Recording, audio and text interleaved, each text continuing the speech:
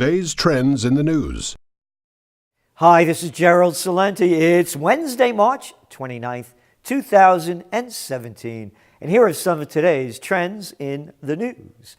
On the market fronts, over there in Asia, beep, everything's up. Yep, except Shanghai, down a little bit. Over there in Europe, everything's up, but only a little bit. Here in the States, it's mixed, but only a little bit. And that's it. Not a lot happening. Stocks closed mixed.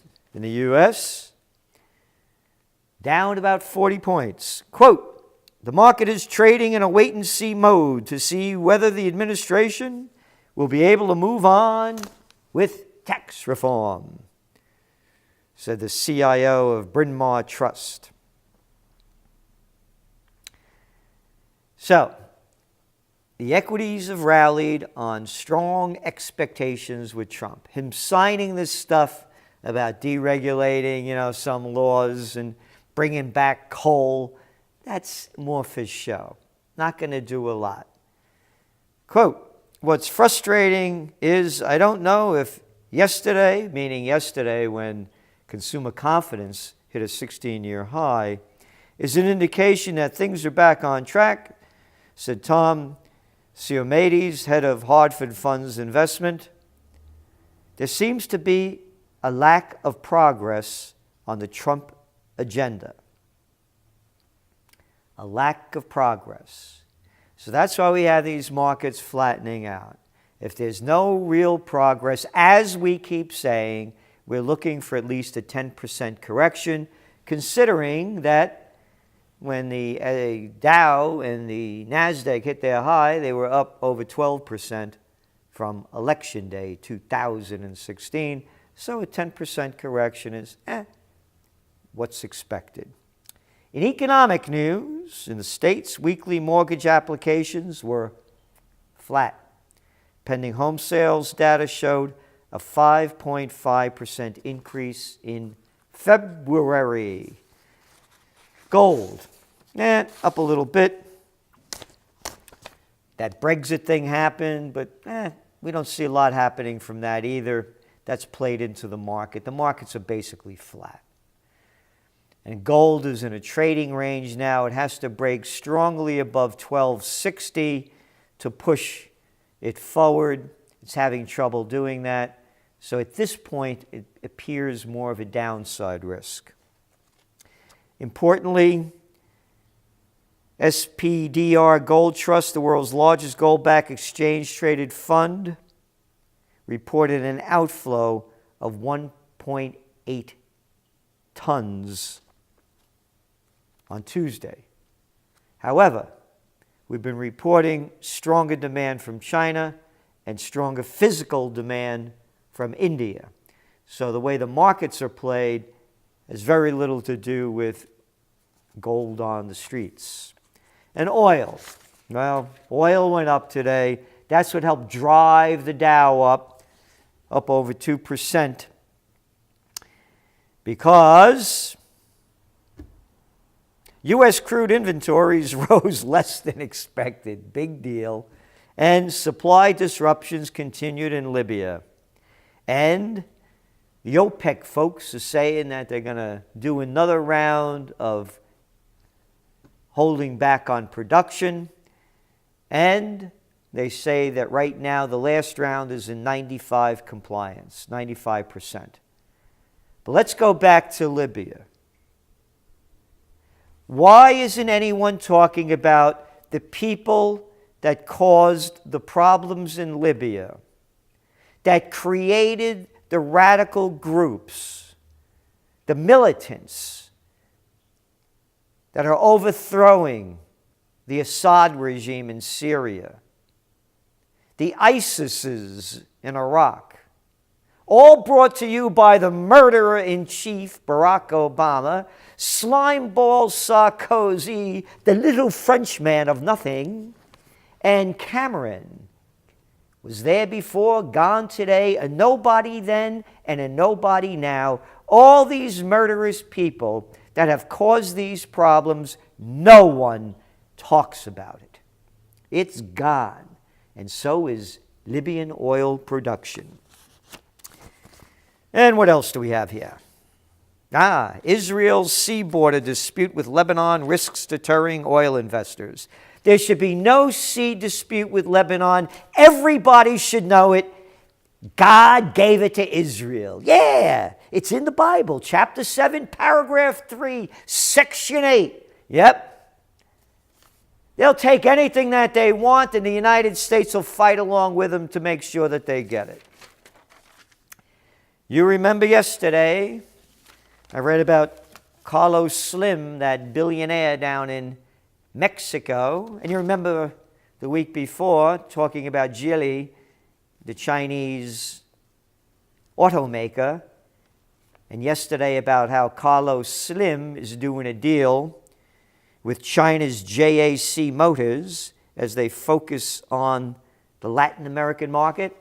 And remember, I keep saying, and we're the only people talking about this that we know of, people are putting little pieces together, but not the grand total. Let's get the China story straight. It's kind of what happened to Japan after World War II. When I was a kid and we got toys made in Japan, they were junk, and you knew it. But it was a country trying to get back on its feet. And once they got back on their feet, they ended up buying Rockefeller Plaza for a while. And then they started importing higher-end products until they got to higher-end cars. Go back to China, same thing. They started making cheap things, and now they're competing in the internet world, the phone world, and next the car world. Because here's today's story. China's Tencent takes 5% Tesla stake in move to enter connected car market. Financial Times.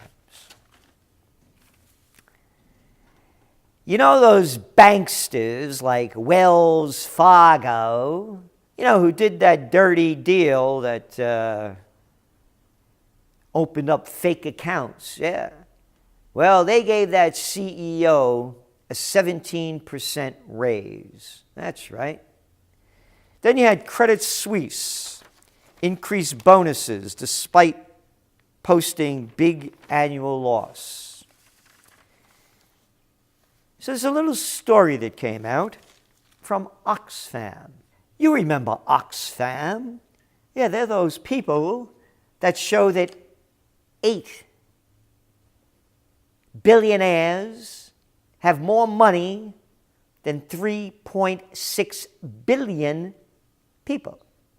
That Oxfam. They came out with a study opening the vaults.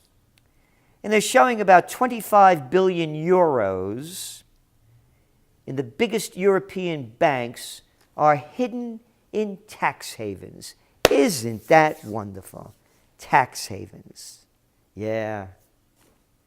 Look at how the banks keep robbing us.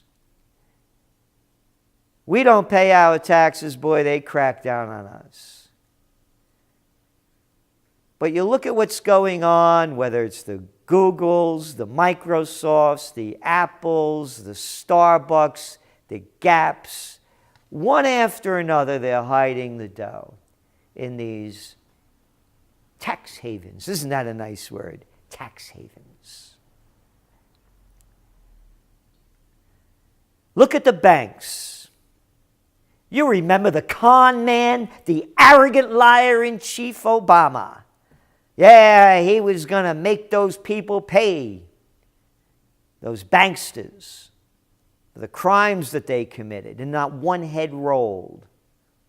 And those too big to fails grew an additional 10% under Obama. That's right.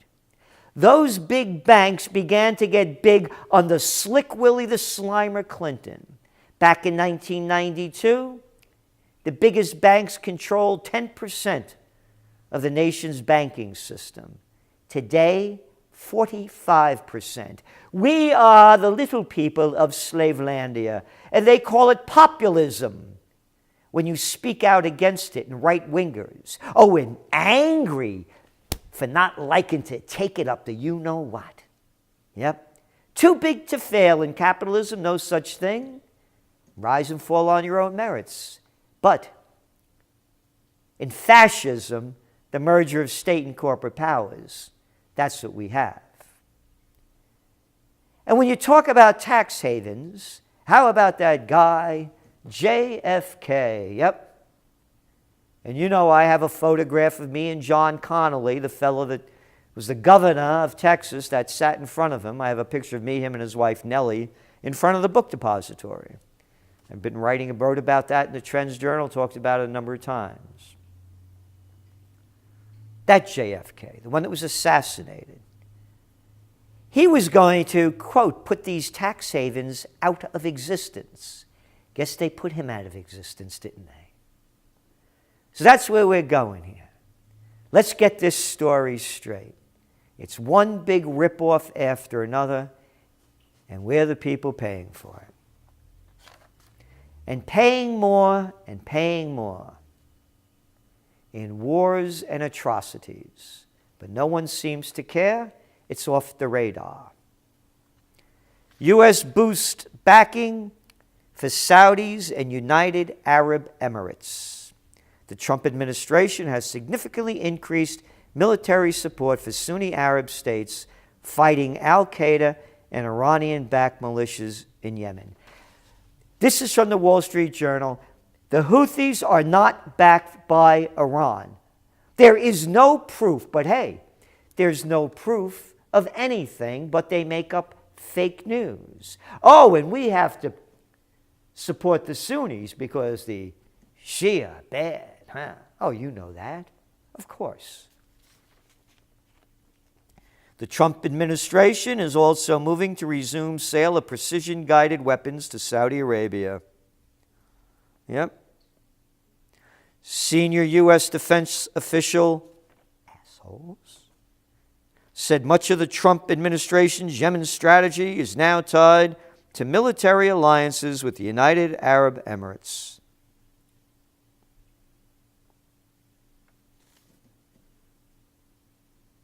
Our allies.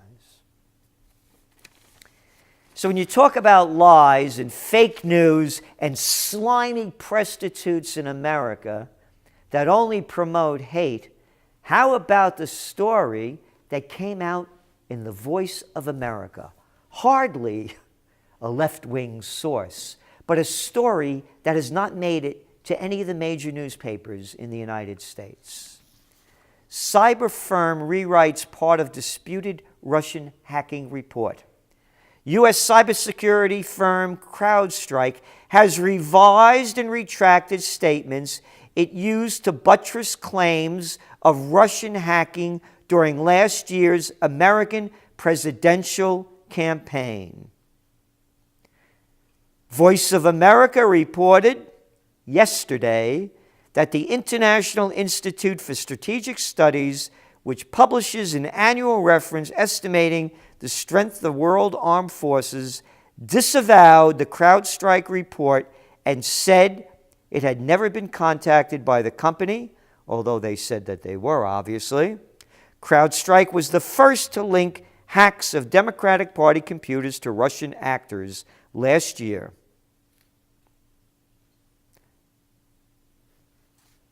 But yet, the story still persists.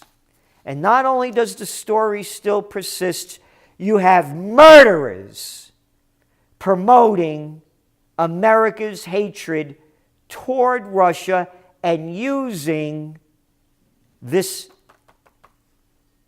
hacking lie as a reason. None other than that little dick, Cheney,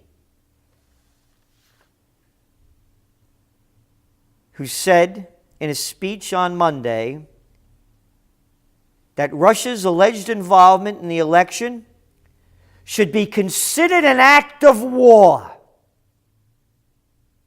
A little dick, Cheney. I know, don't get excited, I should be proper, you're right. Penis, Cheney, said, quote, there was a serious effort made by Russian President Vladimir Putin and his government, his organization, to interfere in major ways with our basic fundamental democratic process. He considered that in some quarters, quote, an act of war. A little lying dick, Cheney, who lied us in to the Iraq War, promoting a fake story according to the Voice of America. And they report this like it's real news. The little fake prostitutes on CNN, ABC, CBS, and all the rest. Trends in the news, the real news, not the fake news. Spread the word, because if you don't, they are going to take us to an act of war. Do what you can to help promote our work and to support OccupyPeace.us, because you can see where this is going. This is Gerald Celente, and that's some of today's trends in the news.